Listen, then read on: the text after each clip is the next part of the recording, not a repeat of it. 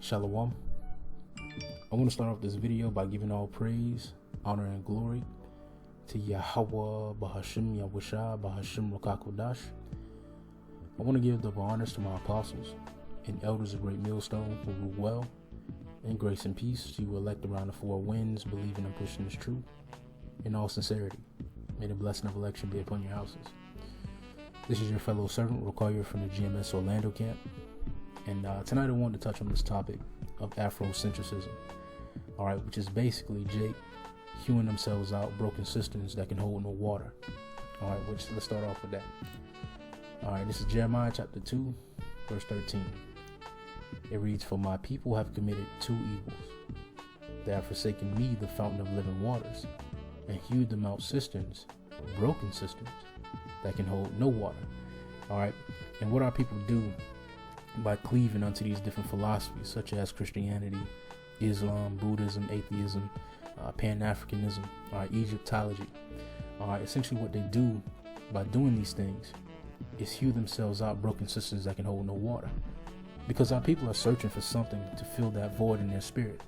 And they seek for love, they seek to fill that void in all the wrong places. Because the true living waters, come from this word, come from Yahweh Bahashim Yahusha. Like it says in John the 7th chapter, the 38th verse, out of this word comes the rivers of living water. This is the word that our people need to fill that void in their spirit. This is the word that our people need to answer the questions that they've been asking for ages. Because the questions aren't answered in Egyptology. The questions that our people have spiritually and mentally aren't contained within Christianity or Buddhism. But they're all contained within this word. You understand? But Jake has Jake is cleaved into is fascinated with these different heathenistic customs, and they continue to hew themselves out cisterns that can hold no water. And that's why people are in a destitute state today. That's why you see our people bugged out, tossed to and fro with every wind of doctrine, because they refuse to cleave on to the living water, which is this word. But nevertheless, going into this Afrocentrism, this is basically the ideology that everything starts in Egypt. Everything starts and sparks from Africans, which the Lord separated us from Africans. Contrary to popular belief, we are not Africans. I'm gonna say it louder for those of you in the back. We are not Africans. We are Israelites, Hebrew Israelites. So-called Negroes, so-called Latinos, and so-called Native American Indians. The Lord made a separation between us and the Egyptians. Let's get that in Exodus 11 and 7. This is Exodus 11 and 7. "But against any of the children of Israel shall not a dog move his tongue against man or beast, that ye may know how that the Lord doth put a difference between the Egyptians and Israel." And let's get this. Because the Lord said that we are separate. A separate people, a holy nation. It's Deuteronomy 7 and verse 6. "For thou art a holy people." And the word holy, when you look it up, means separate, sanctified, set apart. Matter of fact, we're going to the word right here. The word in the Hebrew is kodash, means sacred, holy, set apart. Let's see. Saint. So when you go back, you read, and you put that word in place of holy, it says, "For thou art a set apart people unto the Lord thy power. The Lord thy power hath chosen thee to be a special people unto himself." A special people unto himself above all people that are upon the face of the earth. So the Lord put a difference between us and the Egyptians. Us and Africans don't mix in the first place. If you notice in your own personal life, true Africans don't mesh with our nation. Matter of fact, true Africans call so-called American Negroes Akatas, cotton pickers, and they know the difference between us and them. It's a whole different spirit. That bone in the nose, rings around the neck, hopping and hollering around the fire. That's not of our spirit. We don't share that same sentiment. Those Africans have no salt. Whereas the scriptures call us the salt of the earth, the former of all things. You understand? So going back, right? I'm gonna play a little bit of this video from this guy, this Edomite, history debunked, which we're gonna play a little bit of this, and then we're gonna grab the definition of Afrocentrism, and we'll grab a couple of precepts, and then we'll close it out. Lord willing, to edify unto you elect. Just wanted to touch on this topic, because this is a topic that a lot of our people get enthralled into. The idea that we're Africans, when in reality we have a far richer heritage than Africans. The heritage of the Hebrew Israelites is far richer than any nation on this planet Earth. And we do not come from Africans, neither should we cleave unto the African heritage. Because Ham, is cursed. We come from Shem, not Ham. Nevertheless, right? Let's get into it.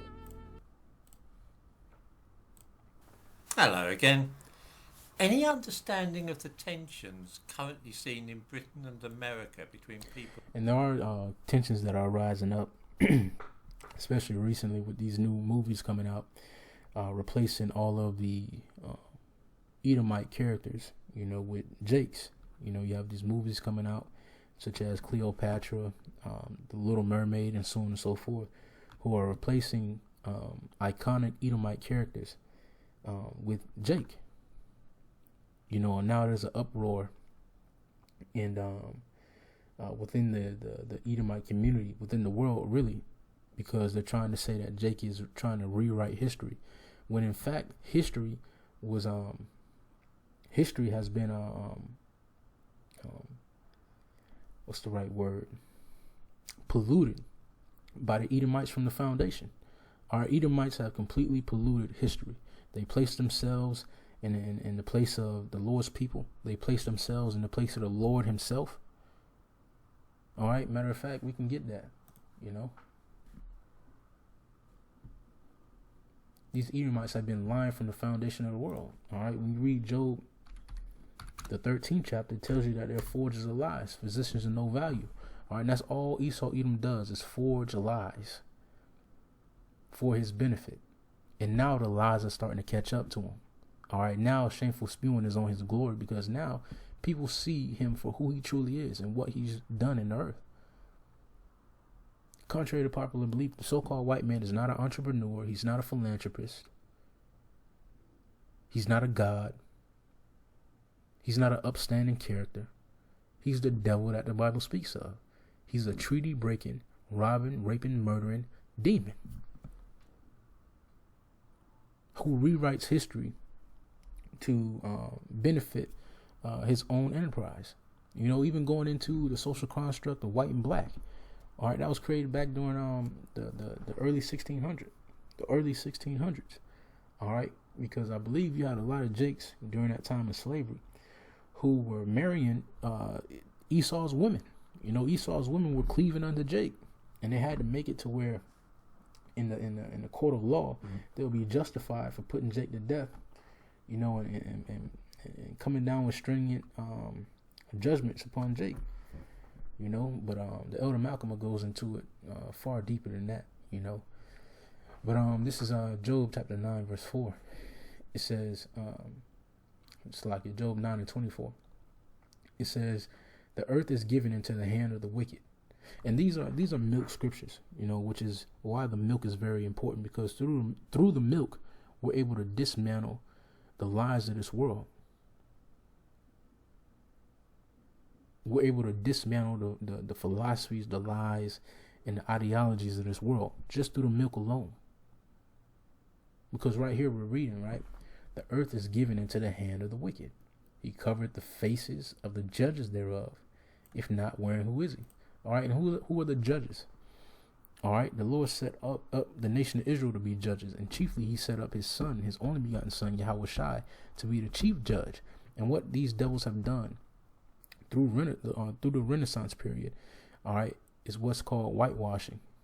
All right, iconoclasm, basically.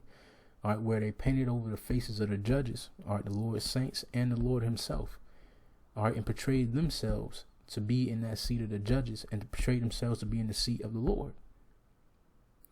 So when it comes to history, all right, and history being debunked, all right, the so-called white man's history is being debunked. The history that he forged up. Because what we're learning in these school systems and what we learn from the so-called white man is nothing but a fallacy. Like the elder Manasseh Zakba says, the devil lied about the lies he lied about. And now he's caught up. Right? Like it says in Jeremiah, lead us, the 50th chapter. I made Esau bare. I've uncovered his wickedness, and there's no place he can hide himself, roughly paraphrasing. And these devils, they're bare. But nevertheless, let's get into this, right? I'm all over the place, bear with me. In Britain and America, between people of European and sub-Saharan African origin, can really only be understood by looking at the idea of Afrocentrism. This is the theory that Western civilization is actually based upon the philosophy and intellectual ideas of black Africans, rather than, as is usually supposed, Europeans and those from the Middle East. According to this set of beliefs, ancient Greece was a black culture, Jesus was black, and ancient Greece was not so-called black culture. All right, the original Greeks, all right, were called the Perizgians. All right, they were Japheth. All right, they were of the lineage of Japheth. All right, and Esau, Edom came in. All right, took over that land, conquered those people, and called themselves by that land. All right, called themselves Grecians. All right, and rewrit that history in itself. The original Greeks were not Edomites. The original Greeks, all right, that land of Greece belonged to Japheth. And Esau took it over. They conquered the people. And just like they do all the other people, just like they did to the Australians, just like they did to the Native Americans, they called themselves by that people so they can hide themselves amongst the people. Because that's what Esau has been trying to do for generations, hide himself among the people so that he can escape judgment, which the Lord is finding them out. Jesus was black, and Yahweh Shai was a so-called black today. All right, in today's terms, Yahweh Shai, which the world ignorantly calls Jesus Christ, will be considered to be a so-called black man. All right, which the scriptures give a detailed description on the way he looks in the book of Revelation, the 1st chapter. All right, describing him to be a dark-skinned man, as bronze burnt in the fire. Right. His head and his hairs were white like wool. All right. What nation on this planet Earth has woolly hair? When you start to put the pieces together, the history becomes more and more clearer, as to who we are and as to who these other nations are. But let's get more into it. All sorts of things such as mathematics and formal logic were first devised by sub-Saharan Africans. In mathematics, all right, the word math, all right, goes back to the Hebrew amath, meaning truth, all right, which stemmed from the Hebrew Israelites, not Africans. And only later spread into Europe. In short, it turns traditional history on its head. As it is presented now, the story runs as follows. Black Africans came up into Egypt thousands of years ago and brought with them a good store of ancient wisdom. They founded there a civilization which was the first to invent writing and carry out philosophical inquiry. This was the first civilization in the world, and from Egypt these new ideas spread to Greece, which was probably an African colony. Socrates was black. Now, I'm going to rerun what he said. because, all right, Africans didn't, you know, walk into Egypt, you know, and create their own civilization. All right, if that's true, then it makes no sense, because Africans are I mean, Egyptians are Africans, aren't they? So that wouldn't make any sense, you know. They're a civilization which was the first to invent writing and carry out philosophical inquiry. This was the first civilization in the world, and from Egypt, these new ideas spread to Greece, which was probably... And our people found themselves in Egypt, all right, first, you know, during the time of Joseph, you know, and afterward, after the Lord delivered us from that Egypt, all right, by the hand of Moses, all right, our people found themselves in Egypt or Africa again, all right, after the siege of Jerusalem around 69-70 AD, all right, which is detailed in the book of Luke, the 21st chapter.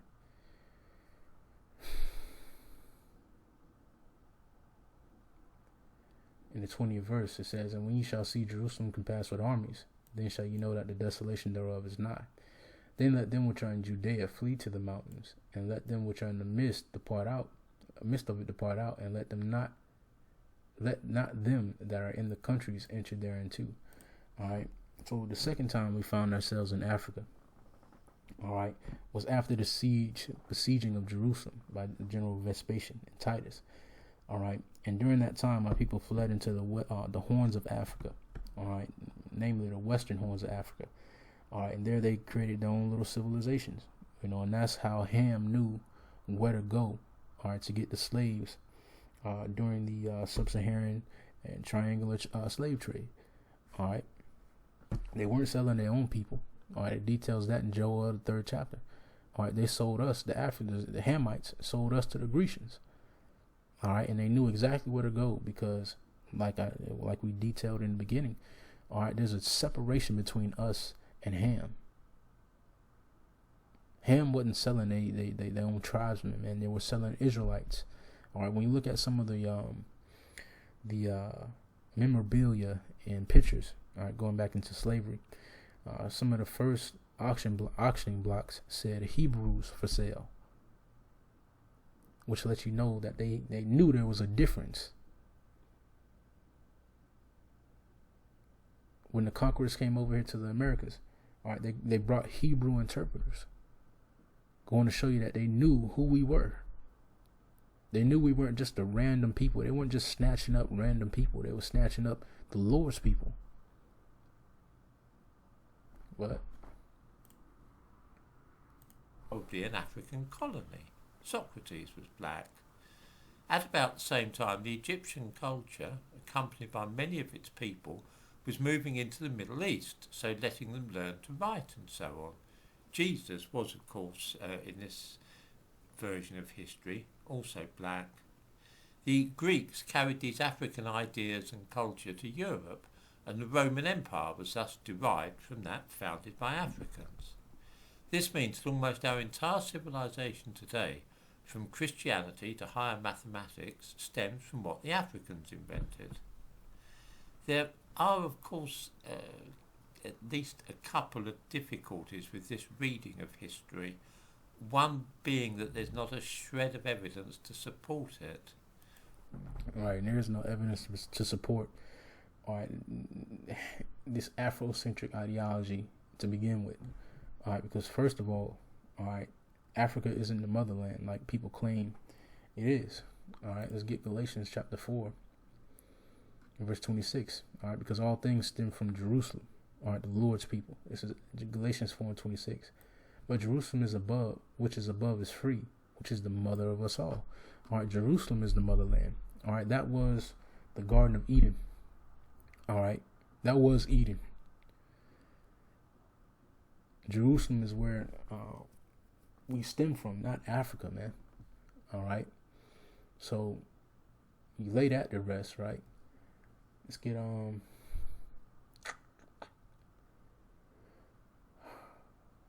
Let's get this. All right, let's get this definition of Afrocentrism. All right, this is a focus on or influenced by Africa or cultures of African origin. Afrocentric ideas, attitudes, emphasis, yada yada yada. What is the example of Afrocentric? A so-called black person cannot truly speak for all Americans because black people are culturally African, which is incorrect. Additionally, African culture and European culture are presumed to be fundamentally different and agnostic, which, you know, this is true. You know, our culture, Hebrew culture, and the culture of the Idumeans is fundamentally different. You know, Esau Edom has a whole different set of ideologies that he lives by. You know, but nevertheless, man, all right, this Afrocentric perspective is off. It's off. All right, we don't stem from Africa. All right, Africa is not the motherland. Matter of fact, Africa and Jerusalem don't even sit on the same tectonic plate. All right, let's get that. All right, Africa and Jerusalem is separate.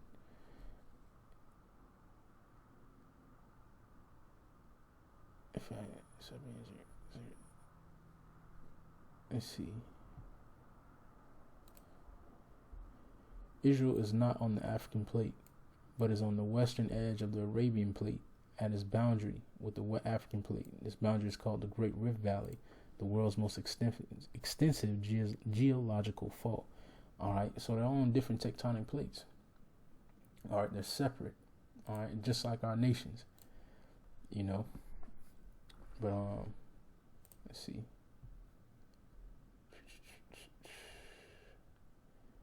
It's really all I had to bring out, you know, tonight. Let's see. Just had a couple of more.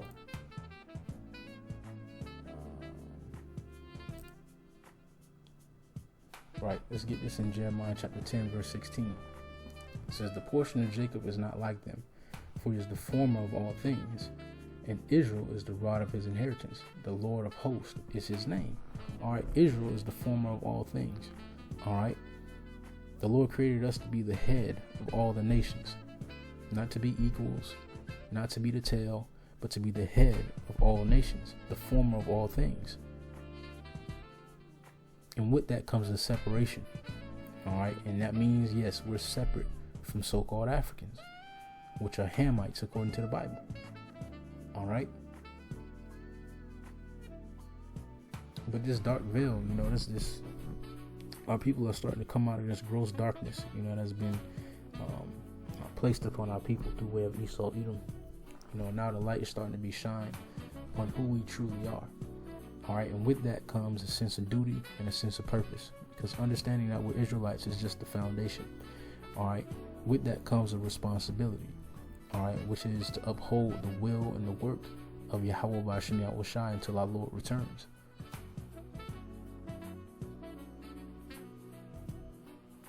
Hey, with that being said, that's all I had to say tonight. You know, Lord wants to edify unto you. Like, matter of fact, I want to get this too here in Deuteronomy, the 28th chapter. All right, because we always have to make this this precursor, you know, that all of our people, you know, are not going to look and speak like so-called Negroes, Latinos, and the American Indians. All right, you have a lot of our people who have been scattered amongst these other nations, who may come back looking like so-called Africans, you know, who may come back, who may, you know, find themselves celebrating the African culture at one point in time, you know, but their spirit and their lineage, all right, goes back into the nation of Israel. All right, we have men who have been scattered upon the Idumeans. You know, we have Israelites who have been scattered upon the Moabites. All right, the Ammonites, you know, the Japhites, and so on and so forth, the Hamites. All right, but their spirit goes back to the nation of Israel, and that truly is the deciding factor, all right, in this truth of ours. All right, whether or not the spirit resonates with these words, which we're going to get that in Romans the 8th chapter and close it out. But this is Deuteronomy 20 and 64. "And the Lord shall scatter thee among all people, from the one end of the earth even unto the other. And there thou shalt serve other gods, which neither thou nor thy fathers have known, even wood and stone." All right. And as we find ourselves scattered amongst these other people, you know, worshiping their gods and following their idols, all right, the Lord said that this in Romans the 8th chapter, Romans 8 and 16, it says, The Spirit itself beareth witness with our spirit that we are the children of the Heavenly Father. And if children, then heirs, heirs of the Heavenly Father, and joint heirs with Hamashiach, if so be that we suffer with him, that we may be also glorified together. All right, so the Lord said the Spirit will bear witness. All right, and as these words of truth are propagated throughout the four corners of the globe, all right, it's drawing the Lord's sheep unto him. All right, like the scriptures say, my sheep hear my voice and they follow me. All right, as these words are propagated and pushed throughout the four corners of the globe, all right, the Spirit is bearing witness as to who